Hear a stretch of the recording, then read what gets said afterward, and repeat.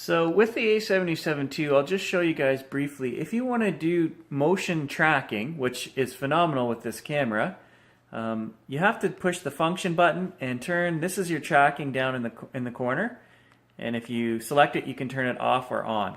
Okay, and once it's on, you'll have a button set, and in my case, it's my joystick. The center push on my joystick will activate tracking, and how it does it is whatever is in the middle of the screen, there's a gray box with a white box around it. And if we push the center tracking button, it begins tracking what you've pushed that button on. The box turns white as long as you can acquire focus. So as soon as I push the button at the top, it turns green to show that I've got focus. And I can move the camera, or the object will move and the box will move around all of the focus points on the camera. See, now, if it jumps out of the focus area, it still follows it, but it turns black, meaning you can't acquire focus. As long as we keep that box white, you can acquire focus. And if the animal moves, the white box will follow. So I'll give you guys an example now of the tracking with the Sony A77 II and the 150-600 Tamron version 2. Just a reminder as well, guys, you've got to put your camera on autofocus C. If you're trying to track a subject, the white box will move around the screen, but as soon as you depress the shutter button, it will acquire focus only once. If that animal or object moves, it won't track it. It won't move around unless you're on autofocus C or A. Okay, so this is the camera in autofocus tracking mode when we're only in single shot. S mode.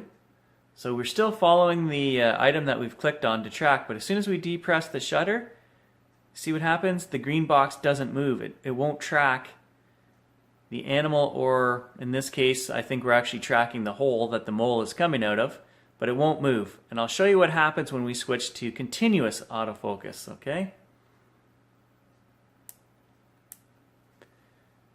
Now if I lock focus, all these little points pop up, and they will continue. If we move, or if the animal were to move, they will continue to track it.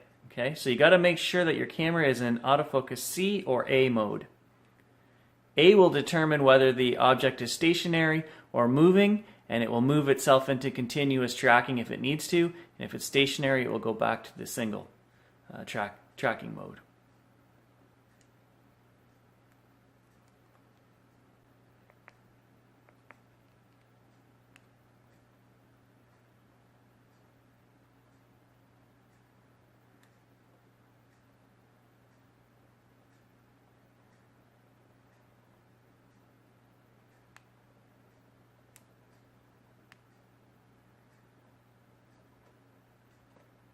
Not too bad.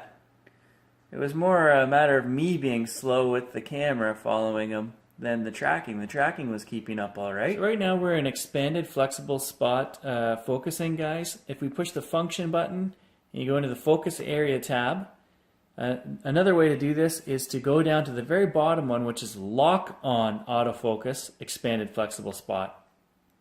And what that does is as soon as you depress the shutter button, it automatically begins following whatever you've clicked on. In this case, that hole right there, it's going to track that hole.